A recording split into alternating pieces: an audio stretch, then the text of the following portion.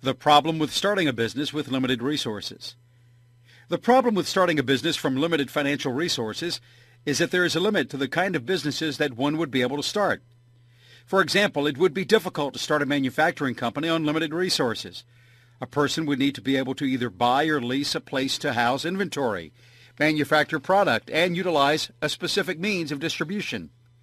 All of these things are capital intensive.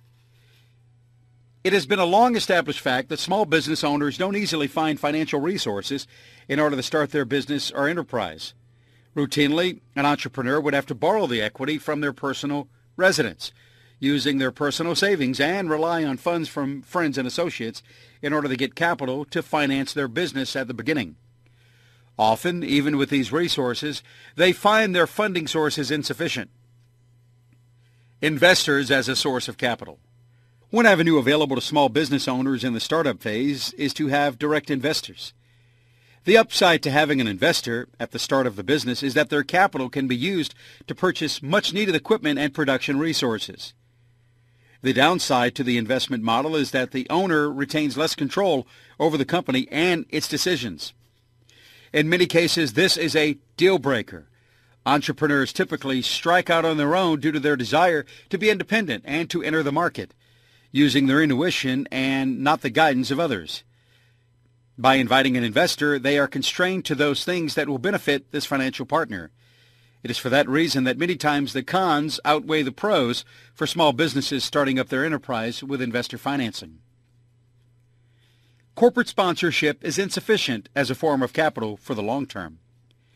In recent years, technology and solo businesses have turned to large corporations in order to secure specific contracts and/or corporate sponsorship. While this is a viable way to attain funding for projects, events, and new resources, it is typically insufficient in order to build a solid financial footing for a company that can grow in the future. Small companies and investors limited by securities laws. Unfortunately, smaller companies cannot take the route that is taken by publicly traded companies. First, those that would invest in the company would be limited in what they would be able to provide in terms of financing. Secondly, securities laws prohibit the direct investment of individual customers into a business. This limits the ability of a small business to be backed by those who know it best. Therefore, it is unlikely that a small company will ever be able to sell stock to those who would be willing to invest it. On the one hand, their stock would probably never be known to investors in the mainstream. On the other hand, those that do not know the stock and the company, its customers, would be severely limited by what the law allows them to do.